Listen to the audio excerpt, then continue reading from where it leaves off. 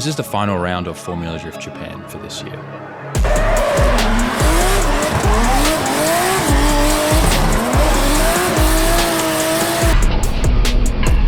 This is the round I worked the hardest for. I trained every single day for it.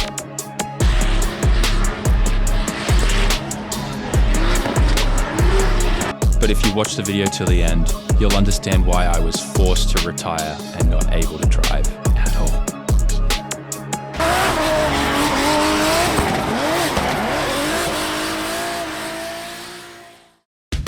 Welcome back to the channel, guys. Today is the unofficial practice day for the Formula Drift Okayama final round here in Japan. Last year we did really well here, hoping to do well again this year. It's wet right now, so it's a good chance to get some wet practice here, but we're gonna head out and just do some laps. OMP surprised me and sent me a set of custom shoes and gloves. Look at this. Matching, buddy. I'm so stoked. Look how sick this looks. And the shoes are fire.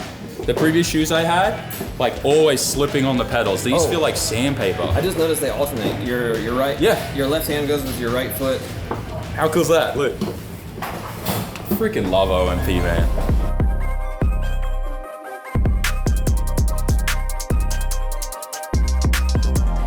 Alright, so it is time to do our first laps in the car. Obviously it's wet, so I'm gonna take things pretty much not really that seriously. I wanna make sure we don't wreck the car, smash it into the wall so that we can't drive the main event. So we're just gonna take it slow, feel everything out. Okayama is one of my most favorite tracks, and it's actually one of the most slipperiest tracks I've ever experienced driving on the wet. So being able to link the track in the wet is a really good indicator that we're gonna do well on the drive, obviously. And as I always say, wet driving is double XP. Definitely not the cleanest run, but like I said, I want to do a shallow, non-serious runs in the wet to make sure we save the car for the weekend. Also take note, the engine sounds great here, no problems, right? Let's see how that pans out.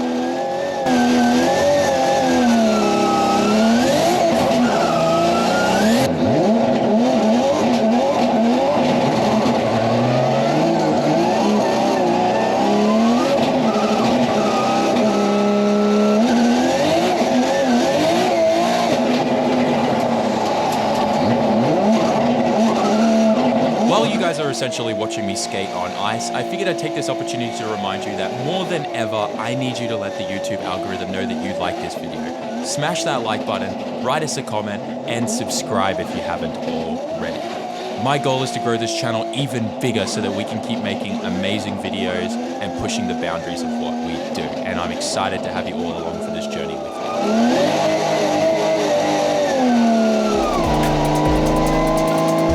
So we got 5 laps in 3 hours.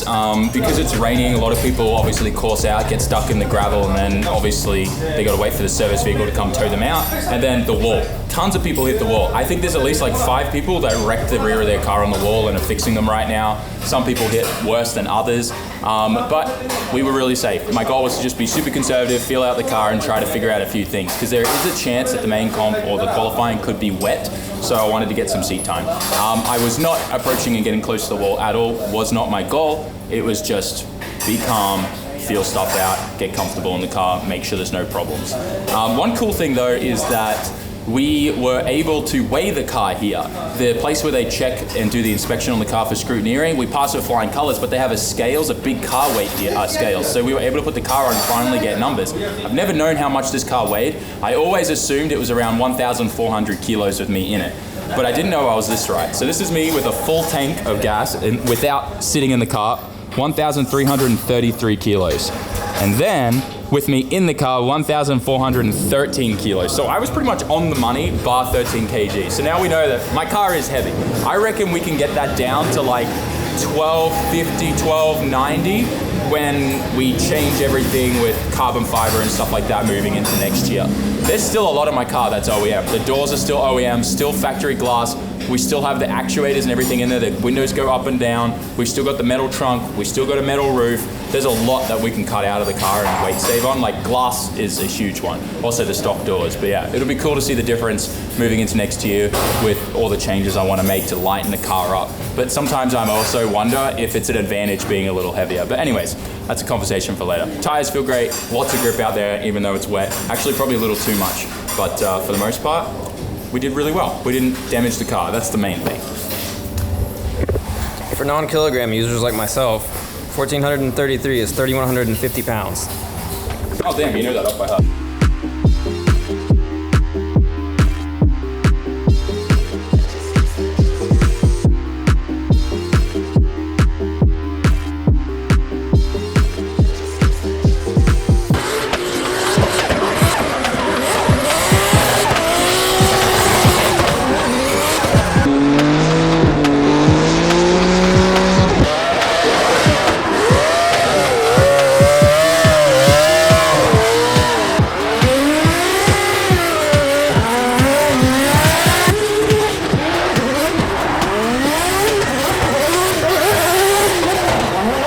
It is now the official practice day for FDJ1. FDJ2 just had their qualifying, and I feel terrible for them because they had practice all in the wet, and half of their qualifying was in the wet with patchy conditions on the track. The track is now dry now, but it just sucks because I've been in that situation. I know what it's like. FDJ2 never really gets much practice time, and to have such a drastic change in conditions, this track is so crazy slippery in the wet compared to the dry. It's very difficult. But we're gonna go out there and we're gonna get some fun laps in the dry. I cannot wait to see how this car handles now with its power increase and grip increase since last time I was here. It is a really fun track. If you have a simulator and a Assetto Corsa, I highly recommend you play it because it's really fun. Anyways, let's go out there and do some driving. Best. Do my best, but do some driving. I thought of 3 things at the same time then. ADHD brain, let's go. We were first in line, so that means I get to do my warm up and everything. We're gonna warm up front tires, focus on that as much as we can. The course looks dry, nice cool weather, so good boosting temperatures. Should be a good day.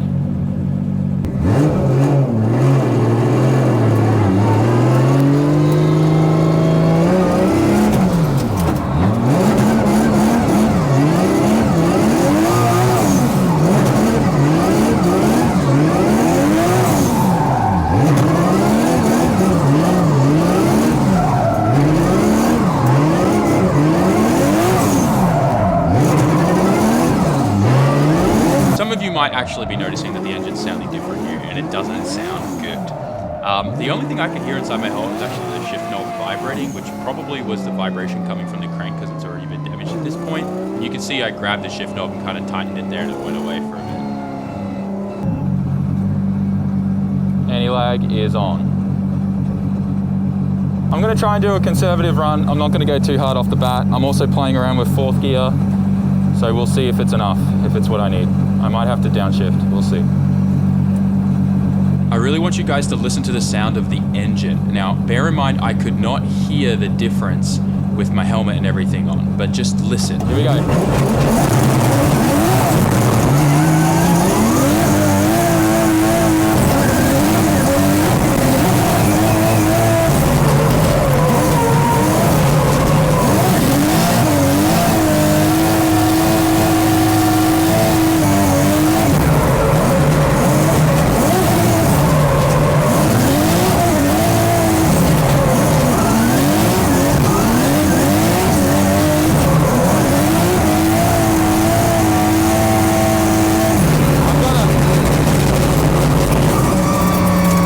Some kind of problem.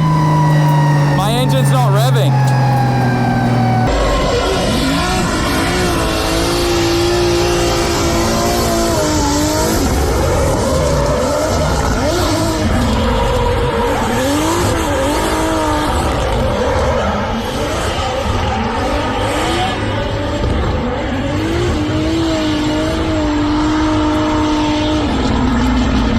I really wanted to do a voiceover for this in-car shot and just kind of break down everything that was going on in my head. Now, bear in mind, once again, I have my helmet on, my face mask, my earphones in, and the team communicating and whatnot, so it's very difficult for me as a driver to actually hear more than the exhaust note of the engine, but the camera picks up the note of the change and everything. Right off the bat, driving the car here, I knew something was wrong. I was down on power, the car wasn't going out to where it wasn't like flashing off like it usually would, so I wasn't able to go wide at all. And right here, my foot is flat to the ground, but the car's not really revving past 6,200, which made me lead to believe that potentially we had a drive-by-wire throttle body issue. My engine's not revving. It like won't hit limiter at all.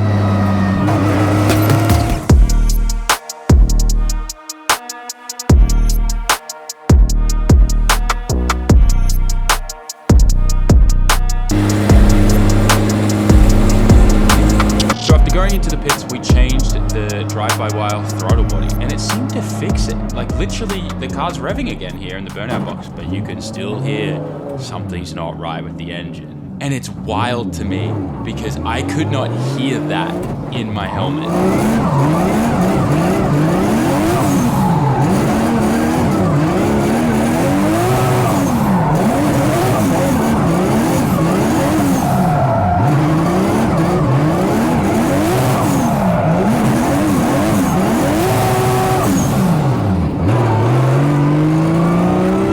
It's fixed. It looks like the car is fixed, everybody. Let's go do a lap.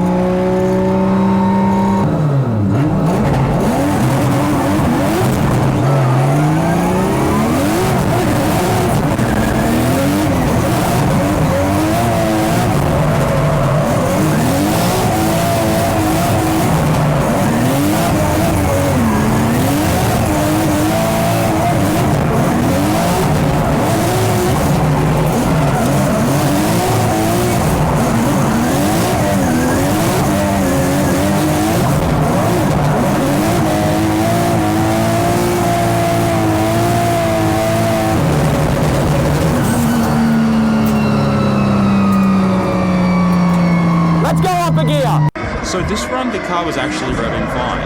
Obviously, you could still hear that the engine wasn't happy, but ignoring that, I still felt like the car was underpowered, and I was like, okay, well, let's just go to the biggest gear that we have, which is a 5-1. Now, what's weird about this is last year on PJ2, I ran this with like a 4-1. Now that was a 2.65/18, so I was just like, maybe the 19s are just way too grippier. So let's go straight up. We were already at a 4.8 though, so it should have been fine. But this is where things started getting really, really weird after we changed the gears. He's going.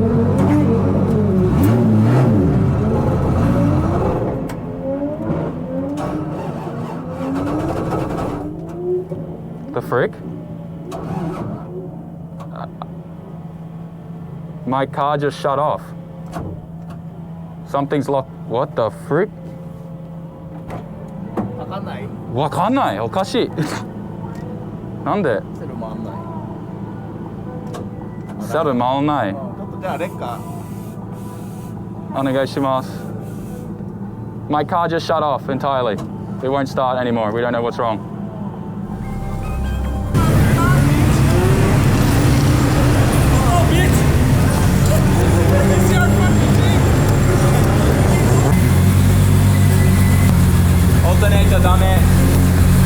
Today's definitely one of those days for us. We've had a fair few issues.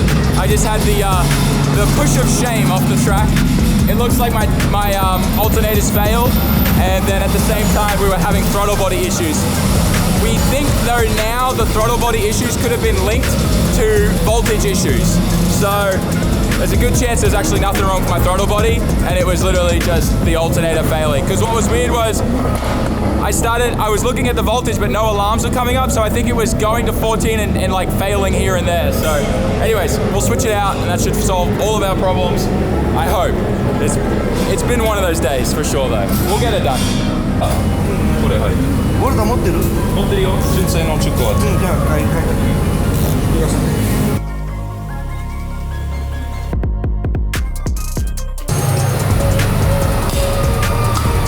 We just changed the alternator.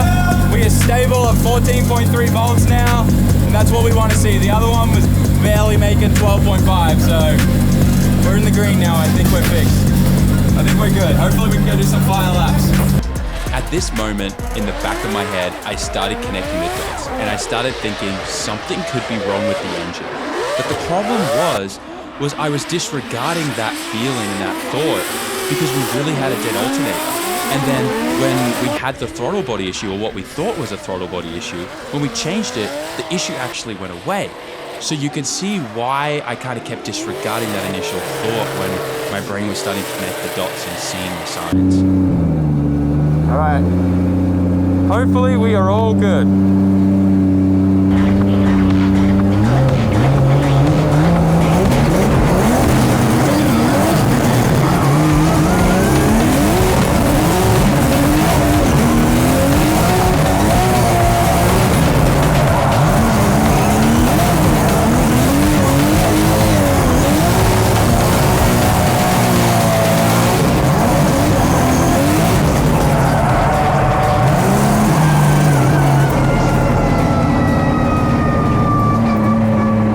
Something's not right. The run started off actually pretty good. The car was letting me rev it. But then after about here, I started feeling a crazy vibration coming through the transmission and the clutch. And I shut it down. I scrub off all the speed, throw it into third, straighten out, and then I limped the car back to the pits. And at that moment, I knew what had happened.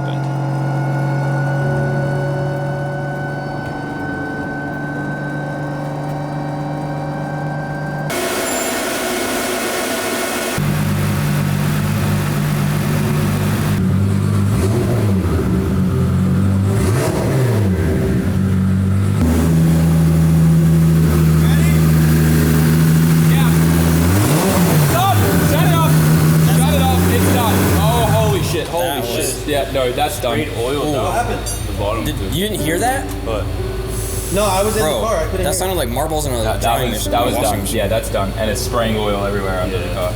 It's done. What? The crank's 100% bent. Oh, Lord. You did it all yourself, right? オイルいつ変えたのこれ。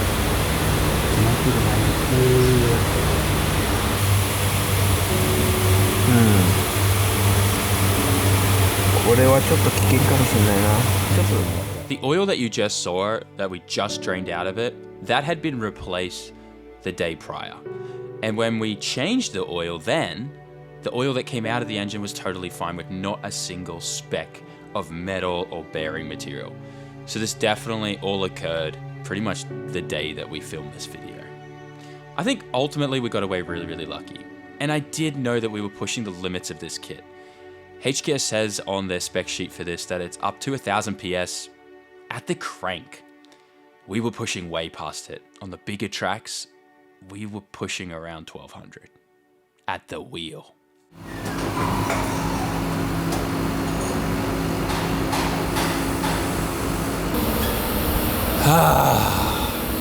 Unfortunately, I'm sure you've seen in the B-roll, but the engine's done. We've been able to save it, I guess. It hasn't put a hole in the block. It's not really knocking too bad or anything just yet, but the oil was full of bearing material. We noticed the front seal had also been pushed out. Some of the issues that we were having after changing the alternator that we thought may have just been like a really flat battery or something, seems like it was just the engine kind of seizing up. We think everything's kind of pointing to a twisted crank, which is wild to think about, but that's what everything's looking like. So I can't wait to pull the thing apart and see what failed and figure out what's going on. But all I do know is the motor was awesome up until this point, and it's probably just like we're making 1,000 horsepower on a kit that really isn't designed for it, I guess. So we're pushing the limits, and that's kind of what happens. I wish we had a spare engine, but I'm kind of a privateer and I don't have a huge budget, so we don't have a spare engine. I did go around and ask if someone else had a spare 3.4. Unfortunately, no one does. So most likely going to retire. I already tried talking to them because a few people offered to let me borrow their FDJ2 cars, but they have a rule here in FDJ where once you've done the inspection, the scrutineering on your car, you're locked into that car till the end of the competition, so you can't just change cars. So that's pretty much me.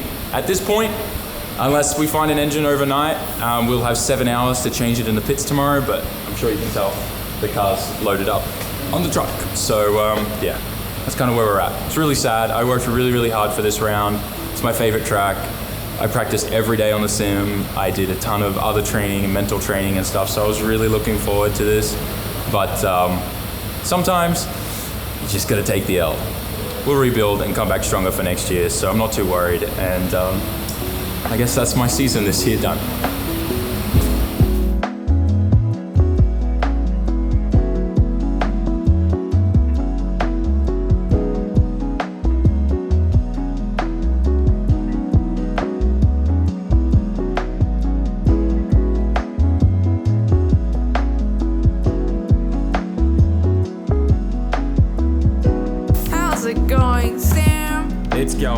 Great. Building my first 2J, let me clean that up.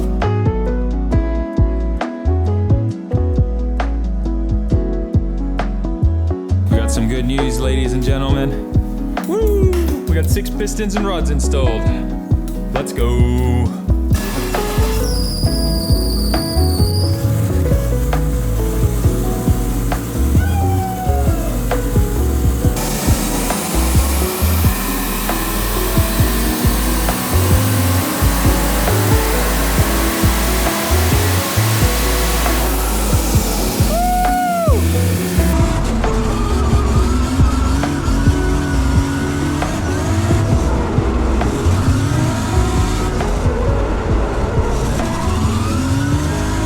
Sa 手前からどうだまずは発表交換で飛んできた